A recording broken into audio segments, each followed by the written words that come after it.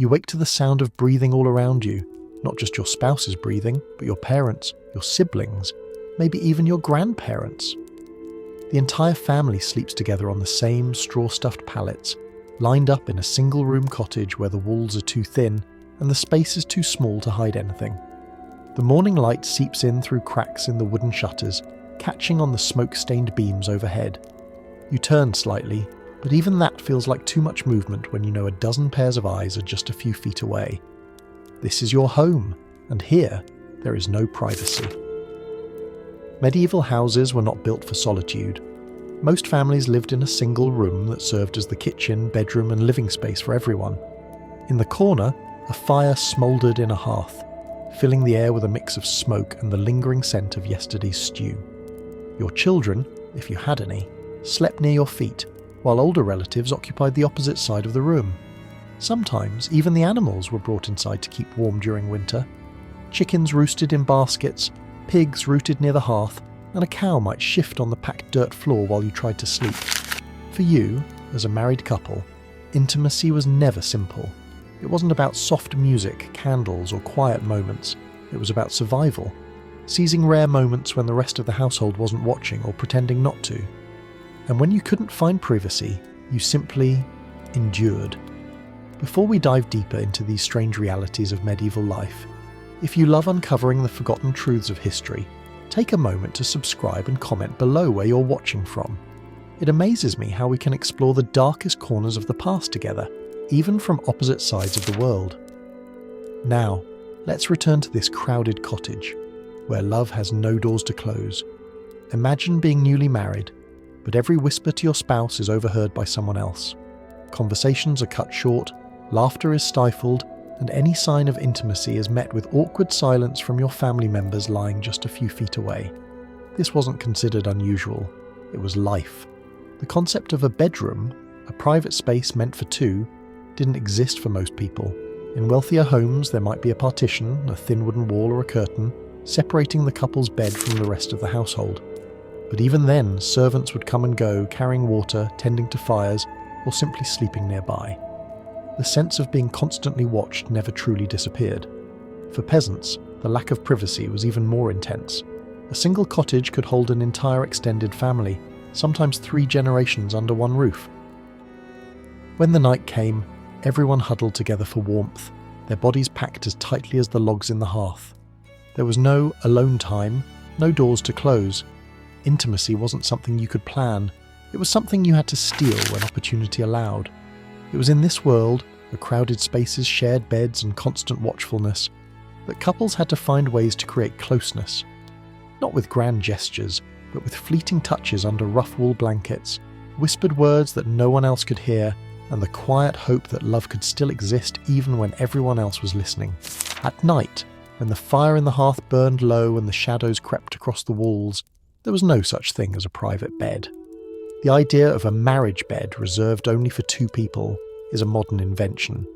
In the Middle Ages, beds were shared by everyone: family members, servants, and sometimes even travellers. A bed was a space to sleep, not a sanctuary for affection. It was common for 4 or 5 people to sleep side by side, packed together for warmth. If you were lucky enough to have a bed frame instead of a straw mat, it would be piled with rough wool blankets and hay-filled mattresses that crunched beneath every movement. Children slept at your feet, parents at your side. Every sound, every whisper, every creak was heard. You couldn't hide your love or your arguments. The bed wasn't just a place to rest. It was where your entire household existed together. In villages, privacy wasn't just rare. It was considered unnecessary. Why would a couple need time alone? Marriage was practical, not romantic. If affection happened, it was stolen in moments when no one else was watching. Imagine lying next to your spouse at night, your hands brushing under the covers, while your siblings stirred just inches away. Any attempt at closeness had to be silent and fleeting, or else you'd face giggles, gossip, or disapproving looks from your elders the next morning. For peasants, the lack of privacy was worsened by survival needs. Winter nights were freezing, and families huddled together to keep warm. children often slept in the same bed as their parents until they were old enough to work, which meant that the concept of intimacy has to be carefully hidden. Couples would wait until everyone was asleep, or slip out into barns, haylofts, or even the woods for a rare moment of solitude. Among the nobility, the situation wasn't much better. Wealthier families might have larger homes, but they were filled with servants who were always present. A lord and lady might have a separate bedchamber, but a servant would sleep on the floor nearby, tending to fires, food, or clothing. The bed itself could be surrounded by curtains, but those thin veils only offered the illusion of privacy. Every sound carried, every secret was overheard, and in a world where gossip was as powerful as law, even a hint of scandal could ruin reputations. Couples learned to hide their affections in small gestures. The press of a hand during a feast, a glance exchanged across a crowded room, a fleeting kiss stolen in a quiet corridor. But there was another layer to this lack of privacy. The community's belief that what happened between a husband and wife wasn't entirely their business. Their marriage wasn't considered valid until it was consummated, and in some regions, neighbours or family members waited outside the room, listening for proof. Some were even bold enough to peek inside to ensure that the union was official. It's hard to imagine this world today, a life where your most intimate moments weren't yours alone, but something everyone felt entitled to know. In the Middle Ages, your bed wasn't a private place.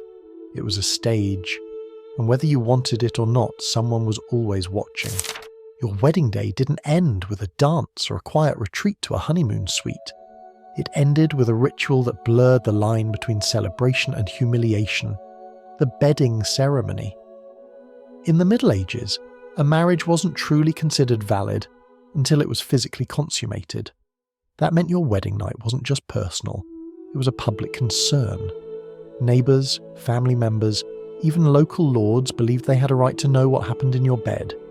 They didn't simply assume the marriage was sealed with love, they demanded proof. After the feast, the couple was often escorted to their chamber by guests who sang bawdy songs, cheered, and sometimes even helped undress the bride and groom. In some regions, this was considered part of the tradition, a way to ensure that the marriage would produce heirs and that the bride's virginity was verified. The bed itself, often placed in a corner of the main room or a smaller adjoining chamber, was surrounded by prying eyes and judgmental whispers. Imagine standing there, in front of family and strangers alike, knowing that the most intimate moment of your life would be overheard, or worse, witnessed. Curtains, if present, were thin and did little to shield the couple from the sounds of laughter and mockery outside the door. And when morning came, the sheets were sometimes inspected for signs of blood, believed to prove the bride's purity. For noble couples, the bedding ceremony was even more formal. Servants or attendants might remain in the room while the couple lay down, ensuring that they performed their duty for the sake of the dynasty. This wasn't just about personal life, it was about politics. A royal or noble marriage was a contract between powerful families, and the production of heirs was the entire purpose. Intimacy was reduced to an obligation, a task observed and reported like any other business transaction. For peasants, the pressure was just as intense, even if the rituals were less ornate. In some villages, wedding guests gathered outside the couple's home, banging pots or shouting crude encouragement until they heard evidence of consummation. Privacy wasn't simply rare, it was almost non-existent, and failure to produce the expected signs could result in gossip, shame, or even the annulment of the marriage. The marriage bed, then, wasn't just furniture. It was a symbol of honour, family reputation, and community expectations. It was a stage where couples were expected to perform, regardless of fear, discomfort, or inexperience. The entire concept of intimacy was twisted by this public scrutiny. But beyond the wedding night, the bed remained a public symbol. In households where multiple people shared the same room, any sign of marital closeness could be noticed, commented on, or even criticised. If a wife failed to conceive, the whispers began. If a husband neglected his wife, the neighbours talked. Everyone believed they had a stake in your private life, as though it belonged to the community as much as to you. For modern couples, the idea of a public bed is unthinkable. But in the Middle Ages, your bed wasn't a sanctuary. It was a place where love, duty and reputation collided, and everyone around you was watching to see what happened next. If love was going to survive in the Middle Ages, it had to hide in the smallest moments. A stolen glance across a crowded hall, a touch beneath the table at a feast, a hurried whisper when no one else was looking. Couples who truly cared for each other learned to create intimacy not through privacy, which they didn't have, but through secrecy. For most families, the only barrier between a couple and the rest of the household was a simple piece of fabric, a curtain draped around the bed. It wasn't soundproof, it wasn't even thick. But when the fire dimmed and the house grew quiet, those thin folds of cloth became a fragile world of their own. Behind it, couples would share whispers and soft laughter, careful not to disturb the sleepers just a few feet away. Sometimes, intimacy wasn't even about touch. It was about finding a moment of connection in a life ruled by labour and routine. A husband might pass his wife a piece of bread during a long day in the fields, their fingers brushing for a second longer than needed. A wife might slip a ribbon into her husband's pocket before he left for the market, a silent reminder of home. These small gestures carried more weight than the most passionate words because they had to be earned, carved out of a life where nothing was yours alone. For noble couples, the challenge was different but just as real. Servants were always present, tending fires, preparing food, or simply standing by in case they were needed. Even in large castles, privacy was scarce. A lord and lady might share a bed enclosed by heavy drapes, but those curtains were often parted by the hands of maids or guards at any moment. It took courage to find intimacy, even with the person you were married to. Couples grew skilled at speaking through silence. A glance could say what words could not. A small movement of the hand could mean, "I see you. I'm here." In a world where everything was watched, love had to be subtle, a quiet rebellion against the noise of daily life. But these moments were fleeting. A knock on the door, the crackle of a servant entering with a jug of ale, or the cry of a child could end the silence in an instant. And so, intimacy was something you learned to grab quickly, like a spark from the fire before it died out. The fire, the curtain, and the whisper. That's all couples had, and for some it was enough to feel alive. In the Middle Ages, intimacy wasn't just hard to find, it was also under constant judgment. The church ruled every aspect of marriage, especially what happened in the bed. Privacy wasn't encouraged. In fact, it was often treated with suspicion. If a couple wanted time alone, people assumed something sinful was happening. Desire, even between husband and wife, was seen as dangerous, a temptation of the flesh that could lead to spiritual ruin. Priests preached that intimacy was meant only for one purpose, creating children. Anything beyond that, passion, pleasure, even affection, was treated as sinful indulgence. St. Jerome once wrote that a man who loved his wife too much was as guilty as an adulterer. Think about that for a moment. Love itself was treated like a sin. The church set strict rules on when couples were allowed to be together. Entire seasons were banned. Lent, Advent, and even Sundays were forbidden. Certain days of the week were off limits. If you counted all the holy days, fasting days, and days of abstinence, couples were left with fewer than 50 acceptable days for intimacy each year. And even on those rare days, there was only one position allowed: man on top, face to face. Anything else was labelled unnatural or animalistic, and priests would warn that such acts could damn a soul to hell. Couples were made to confess intimate details during confession, answering invasive questions like, "Did you lie with your spouse on a forbidden day?"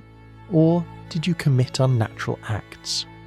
For peasants, who lived their entire lives under the watch of their neighbours, the church's rules made intimacy feel like something shameful. even though it was a natural part of life. A wife who dared to enjoy closeness with her husband too openly could be whispered about, called wild or tempted by the devil. For nobles, the scrutiny was even worse. Royal couples were expected to produce heirs, but they were also expected to maintain a kind of cold, holy distance in their private life. Pleasure was seen as weakness. The result was a culture where affection and passion had to be hidden. Imagine being married, yet too afraid to show desire for your spouse because the church, the community, or even your own family might see it as sin. Every touch was calculated. Every moment of closeness was stolen, not celebrated. And when couples tried to create moments of privacy, by closing a curtain, leaving the room, or finding a secluded spot, it was often seen as suspicious. Privacy itself was considered dangerous because what could happen behind closed doors might offend God. It's no wonder that for many, intimacy became something that was less about love and more about duty. A wife's role was to serve her husband, while the husband's role was to produce children.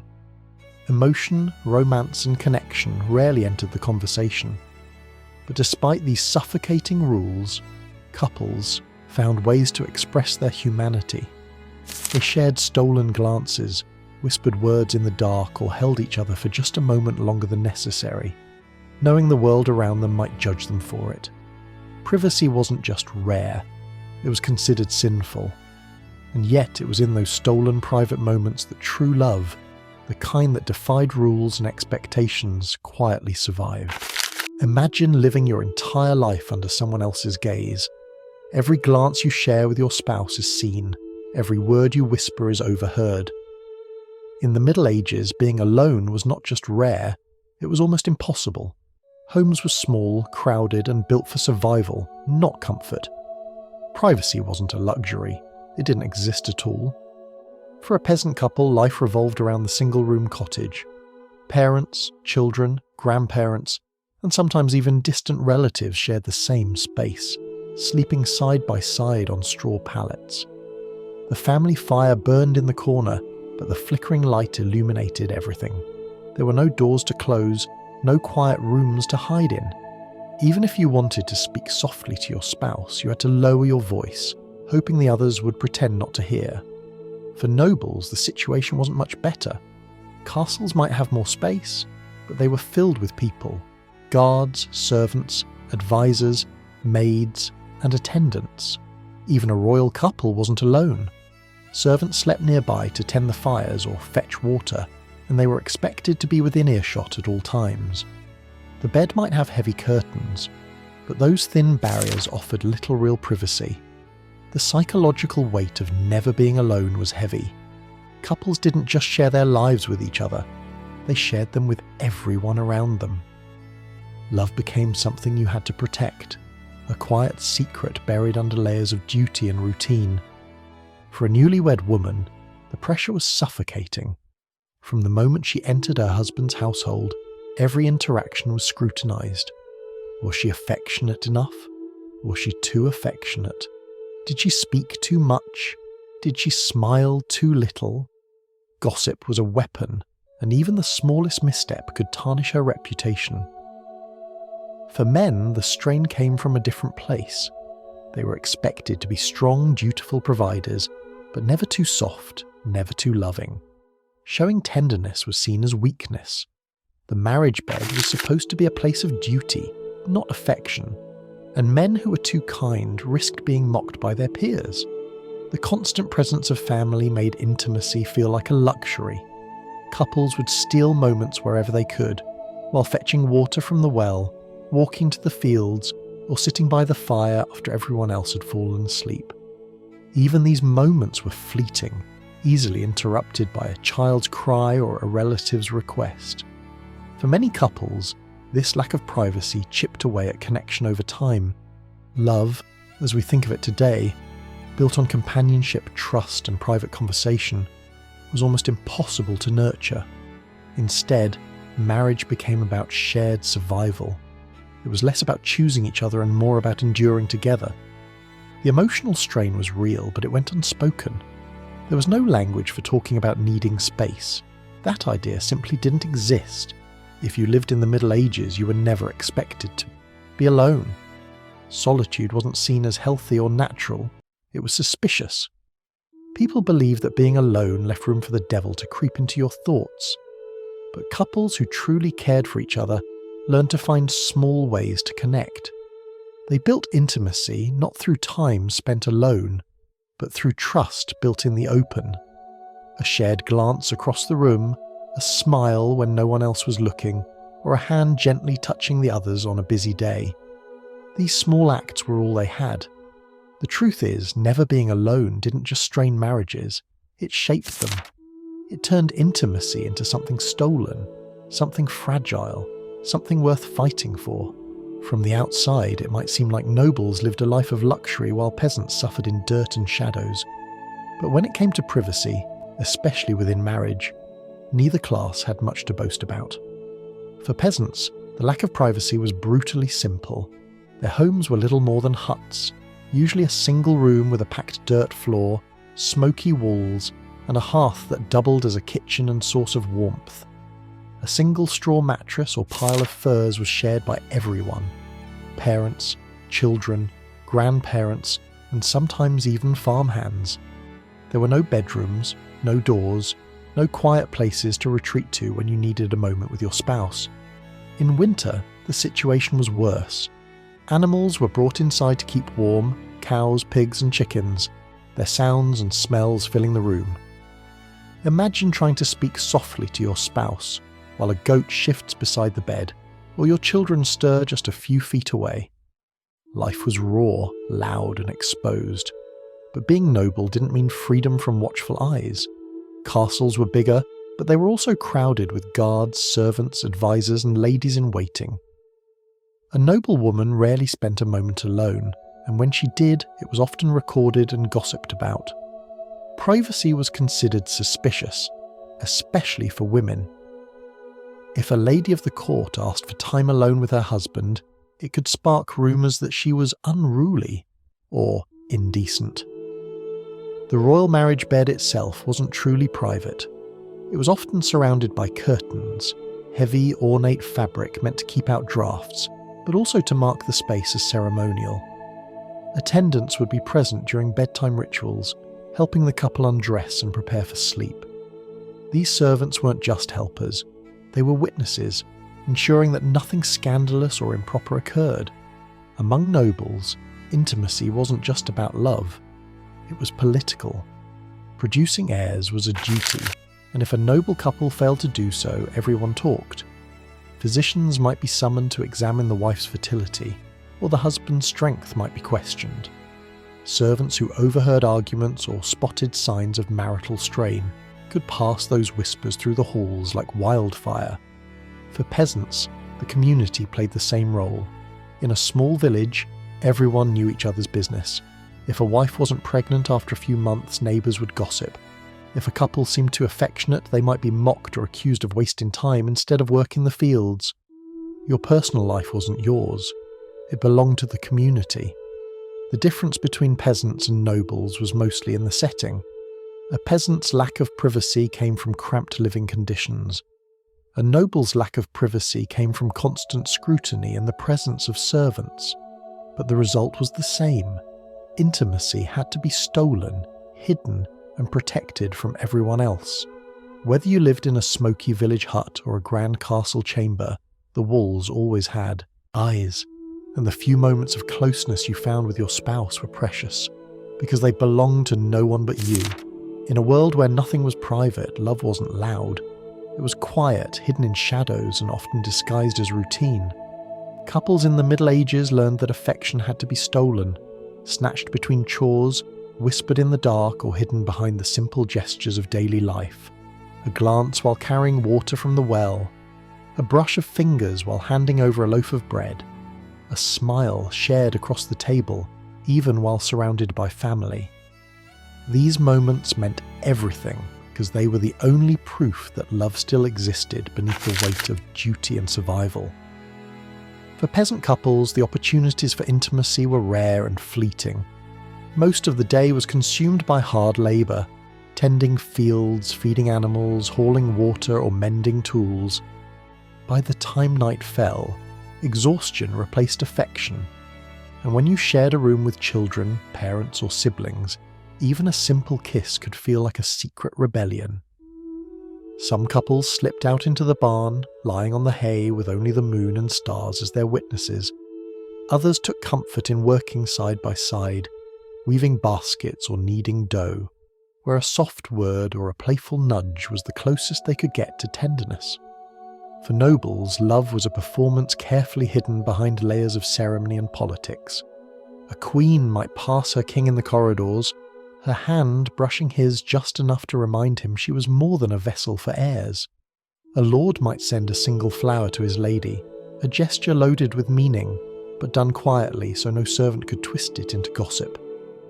When they were lucky enough to be truly alone, behind closed drapes, with only candlelight and silence between them, the moments of closeness were intense because they were so rare. Love, in the Middle Ages, wasn't about grand declarations. It was about survival. A marriage wasn't built on romance, but on the unspoken agreement that somehow you were in this together, through sickness, poverty, war, and constant watchfulness. Couples who truly cared for each other cherished the little things: a shared laugh when the children were asleep, a comforting touch after a long day, a whispered prayer for safety when the world outside their home was dangerous and unforgiving. But not every couple found love. For many, marriage was just a contract, a way to merge land, wealth, or family ties. Affection, if it came, had to grow slowly like a seed pushed through cold earth. Those who couldn't find it often suffered in silence, trapped in a union that left no room for choice or escape. And yet, even in the harsher circumstances, love survived. It thrived in secret corners, in the rustle of straw, the flicker of firelight, the brush of a hand beneath a blanket. It survived because couples needed it. In a world where everything else belonged to someone else, your home, your time, your body, love was the one thing that could still be yours. This is the truth about intimacy in the Middle Ages. It wasn't easy, it wasn't grand, but when it existed, it was fierce, quiet, and unbreakable. It wasn't about privacy. It was about finding connection, even when the whole world was watching.